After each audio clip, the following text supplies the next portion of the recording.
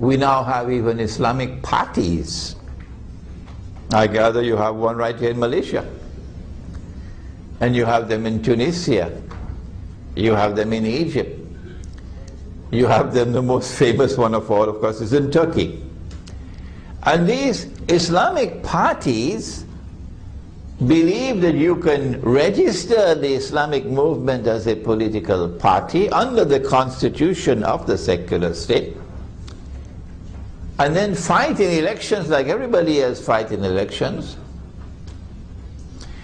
And if you win the elections and you take power, then you have a gradual movement, you know. You allow the alcohol for some time and allow the nightclubs and so on for some time, because you don't want to rock the boat, do you? Until eventually, incrementally, you'll be able to somehow, with a philosophy called abracadabra, bring Islam.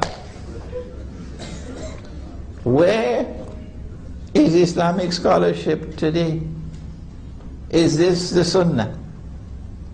That you walk the road of shirk to bring Islam? In that seminar, I spoke as I did today, to point out the folly, the mistake of the Islamic movement registering itself as a political party under a secular constitution, subject to the sovereignty of the state and the sovereignty of the United Nations and the sovereignty of the Security Council of the United Nations. I thought it was an exercise of total foolishness to register yourself as a political party and to fight elections in order to win power and to rule. It was a manifest departure from the Sunnah of the Prophet Muhammad alayhi salatu wasalam. But I told them that you're making a mistake. The same thing with Jamaat Islami in Pakistan. The same thing with the parties in Egypt and Tunisia and so on. And he did not enter into the system of shirk, to operate within the system of shirk, to bring Islam. No. He rejected the system of shirk. He opposed it. And he said, even if you give me the sun in my right hand and the moon in my left, which means all the votes of KL, nope, I will not accept it. I am not going to participate in shirk. That was the way of the Prophet alayhi salatu wasalam. That alliance has come into being today. It is the Zionist Jews and Zionist Christians who have forged that alliance. They are the ones who gave us the International Monetary Fund. They are the ones who gave us this bogus and fraudulent and utterly haram paper money. And please read this book, The Gold Dinar and Silver Dirham, Islam and the Future of Money.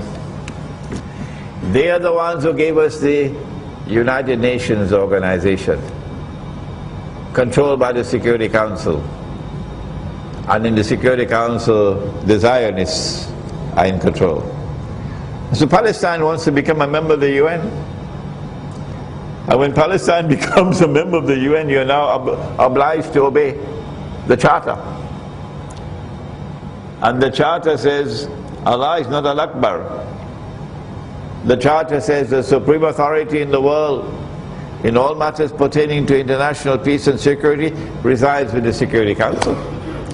When the Security Council says stand up, you're going to stand up. When it says sit down, you're going to sit down. How are you going to answer to Allah for that massive betrayal of Allah and His Messenger? But Palestine wants to become a member of the Security Council. I mean the United Nations. وَمَنْ يَتَوَلَّهُمْ مِنْكُمْ فَإِنَّهُ مِنْهُمْ, says Allah. Whoever turns to them for friendship and alliance, as Saudi Arabia has done, as Turkey has done, a member of NATO, as the elite in Pakistan have done, as the elite in Egypt has done, as Jordan have done. Whosoever turns to them for friendship and alliance, فَإِنَّهُ مِنْهُمْ, Allah says in the Quran, you've lost your Islam. You've lost your Islam. you now belong to them. Inna Allah la yahdi al-qawm al-zalimin. Surely Allah provides no guidance for wicked people. And so the trademark of that alliance is going to be wickedness. And what did they do in Libya? These brothers of ours who were taken for a ride, who had eyes and yet could not see, they joined the alliance with NATO. They called for NATO to come and bomb. And now they are riding triumphantly that we have liberated Libya. No, you've not.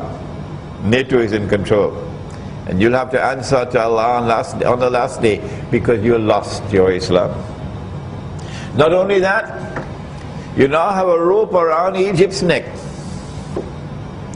And that rope is tightening now.